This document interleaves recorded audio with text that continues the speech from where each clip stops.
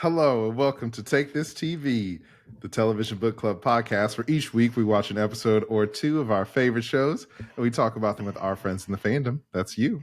I'm Carmen and I'm joined as always by the amazing Kimberly Woods. Hello. Hey, hot potatoes. Today we're talking about Three Body again, and we're on episode 4 called Our Lord. Jen seeks justice after a death rattles the group. Investigators learn of an extremist group devoted to an otherworldly entity ahead of a major summit. This episode was wild. It was juicy. I like that we get to learn that Wen Jie kind of teamed up with Nepo baby Mike Evans. King Nepo baby. This cult. We see them like shortly after Mao has died. And we learn that Wen Jie escaped the Red Coast base and is now teaching at the same university where her father taught before. And 2 years later, he's on this previous like oil tanker and has created another sort of Red Coast base with this satellite and has all these cultists. Yeah, she's like, it's like seeing an old friend. I was like, how did she escape? I thought she was like supposed to be trapped there for life. But I guess that's a different story for a different time. But well, I think because like the Cultural Revolution at this point has died down with Mao, who was kind of the head of that movement. So that's kind of how she's able to go back and leave the base and then start teaching again because it's not being persecuted like it was. I see. Yeah. Man. And then her and Nepo baby start making out. And I was like, yeah, I saw it coming. Is the ship, the thirst tracker is not alive for their ship. I'm just like, it doesn't do it for me. Good for them, I guess. They're kissing to the destruction of the human race. Yeah. I'm not shipping the ship. Ship their has ship, sunk. their literal ship too.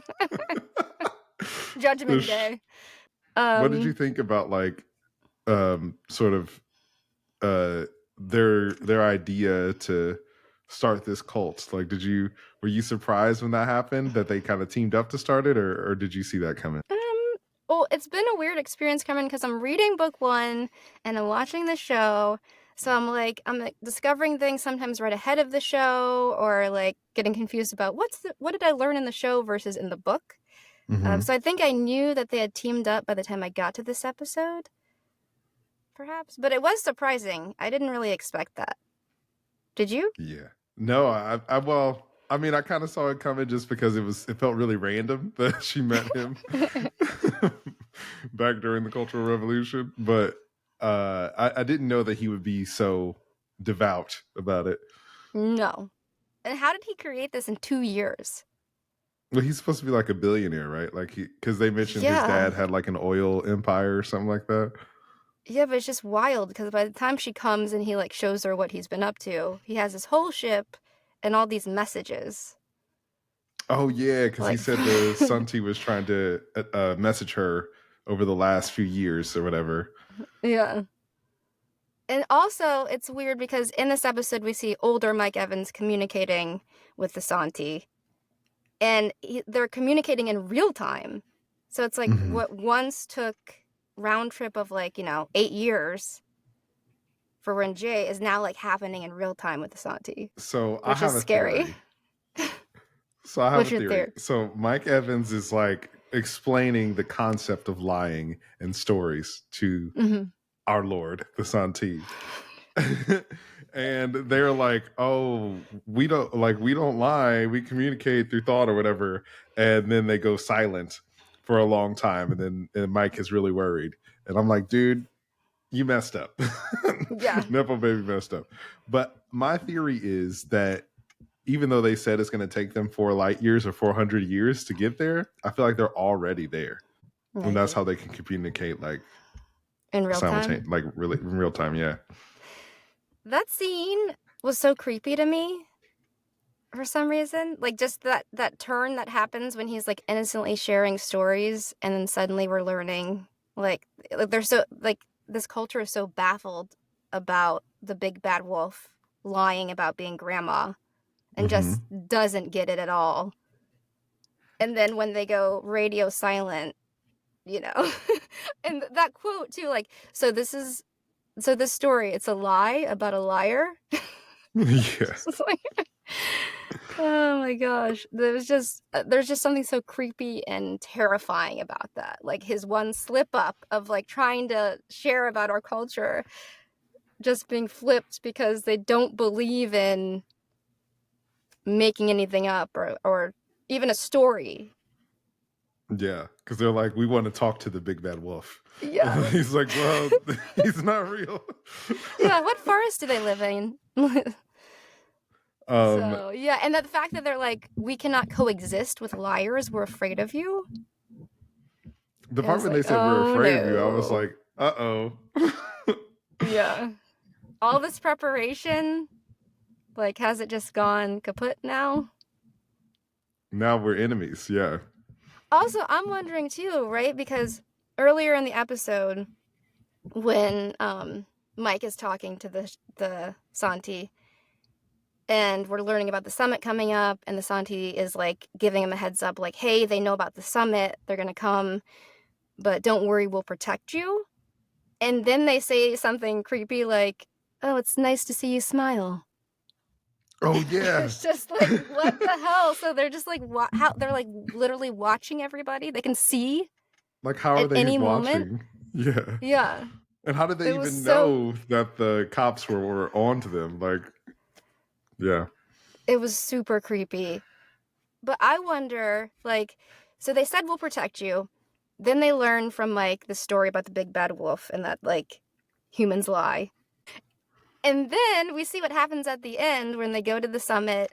You know, they break in, chaos happens, some people die, and these like these cultists think this is part of it. Like, you know, the Lord would protect us if, you know, if this wasn't part of the plan, yeah.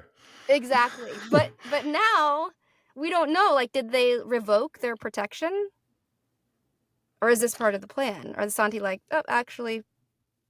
I mean, I also like, what does that mean when they say that they'll protect them? Like, does there be some divine intervention or something? Like, what does that mean? So I don't know. I definitely am interested to see like if Mike ruined their relationship with the Santi or not. I was also like, when the raid happened and Dashi, is that his name? Yeah. Yeah, when he shoots Cigarette Girl, I was like, finish her. Double tap. But he didn't do it. Also, like, why is Cigarette Girl, she seems jealous of Jin. Or like Jin and Wen Jie's relationship, which is interesting to me. It feels like she wanted to be favored, and so she's jealous that Jin is favored. But like, I feel like she is so devout that like she takes a personal offense to Jin betraying them. I mean, because she says that she's been a part of this cult since she was a baby. So it's like she's grown up indoctrinated in this cult, and she feels like these people in this cult are her family. Yeah. And I was just like, oh no, like this person is too far gone. Like, yeah. In the book, it's interesting because we learn about 3 different groups within the organization. I don't think they're doing that in the show, but they might be like having like those ideologies like go into different people. So in the book, there's like 3 different groups. One's the Adventists, and in the book, like Evans is an Adventist, and they want humanity to be destroyed. They're like, I'm on board the Santi coming, which, you know, in the book they're called like the Trisolarans because of the 3 sons, but they're like, I'm on board the Santi coming so it can be destroyed. And survivalists are like, they're gonna conquer us. We just have to like be prepared to like survive that and prepare everybody for how to like survive through something like that. And like the redemptionists are like, redemptionists are like, we can't save ourselves, so we need somebody else who's more advanced, like a type 3 civilization, to come and save us. Oh man. Well, it's so interesting about the civilization types. So if You don't know what that means. It's oh man, I wasn't ready for this. I don't have my notes. Anyway, there's this theory about types of advanced civilizations and how our world and our civilization is like a type 2 civilization.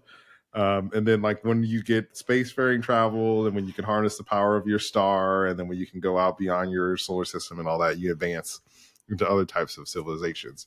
And so the fact that the Santi have this advanced technology for to be able to travel across the cosmos to a different solar system makes them way more advanced than us. So by the logic of these civilization types, then we wouldn't stand a chance if there was a war between our civilizations.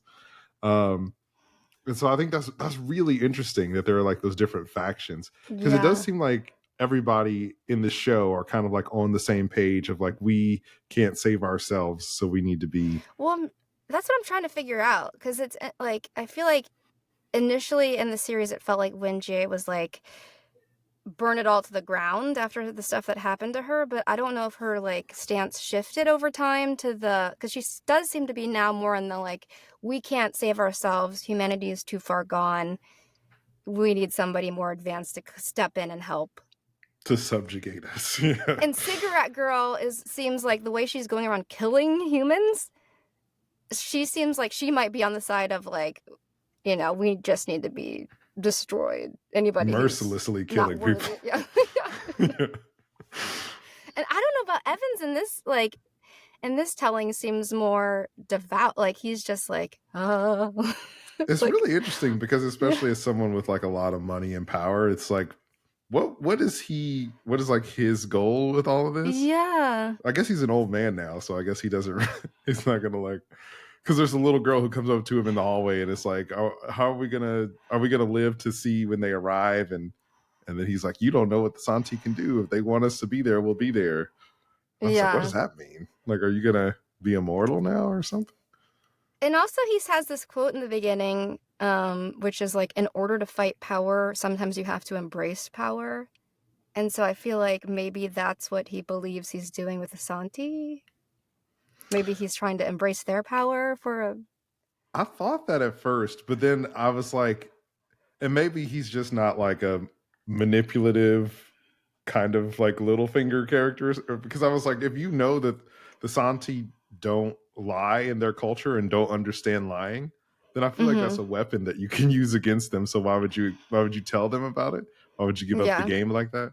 But it seems like he was like you said, really devout and like he really believed that he could be open with the Santi and might pay a price for it. Yeah. And that he was the one that was going to really teach them our ways. Like that was his, you know, holy honor to like a shepherd. Yeah. So Jin goes undercover, and the whole time Jin was undercover, I was like, you're asking too many questions. It's suspicious. Did you think that? I can't even, like, what was she asking? I didn't think she was that good at like playing the part. Yeah. Well, because the driver picks them up and she's like, oh, well, like, where are we going? Who are we going to meet? And all this kind of stuff. And I'm like, that's oh, no, you're giving yourself away. You're going to the summit. You're excited. Come on. You reached the next level. I thought it was funny, like, when Augie was talking to Jin, and they had that moment where she says, we don't know how to fight aliens, but the people that work for them aren't aliens. And then she says, I've been fighting people my whole life, and so have you. And I was like, what? Yeah, I don't get Augie, man. What? I was like, just battles? Just like personal battles in the workspace? Or I assume that's what she meant, of like climbing your way to the top and like all that kind of stuff. But yeah, I don't know. I was just like, whatever, Augie. Really apparently, because as you know, Carmen, Andrew, my husband's been reading the whole series. The character of what is his name? The Onion Knight? I forget his name. The Onion Knight is like always like talking to Dashi. He's like the captain or something. He's a character from book 3. Oh, So that's how much of a scramble like we're having in this initial season is like they're pulling stuff from all over. So oh wow. Okay, I yeah, didn't know that. That's really cool apparently. to know. Yeah. What does that mean? I don't know. They're telling things in a different order. I'm like curious now. Now that I know that like the Santi won't arrive, as they say, for 400 years, then it's like if they were telling the truth about that, are we gonna have a time skip? Are we gonna like ever see them actually arrive? I'm really curious. I don't know. I was shocked by that. The 400 years. Yeah. I also feel like there's a part of me that's like, where's the government? Like, I know that like there's that scene at the end where they take Wen Jie into the like council room, and I think I could be misremembering because it's been a little while since I watched it, but I think there were like dignitaries from different countries there with different flags. Um, Oh. and am I misremembering I that, don't or know. was it Can't okay? really remember either. But I feel like there were like folks there, like the UN or whatever, who were kind of like a council that he was Onion Knight was bringing her before, Uh-huh. and so I was like, oh, okay, so like the world governments are taking this seriously. Of like, oh, there's some there's some kind of cult that may or may not have made contact with a Yeah. more advanced alien civilization that we should try to figure this out. Yeah. I just think like 400 years, like continuing this message. Like, let's say they don't get here before then. That's a long time. Yeah, to pass on the doctrine of their little cult. Yeah, that's like four or five generations of people Yeah. just passing down these legends of the aliens that are going to come save us. And I still want to know, like, what's going to be the most destructive thing? Is it actually the aliens or will it be ourselves? That's deep. I mean, I feel like we know what Mike Evans would say.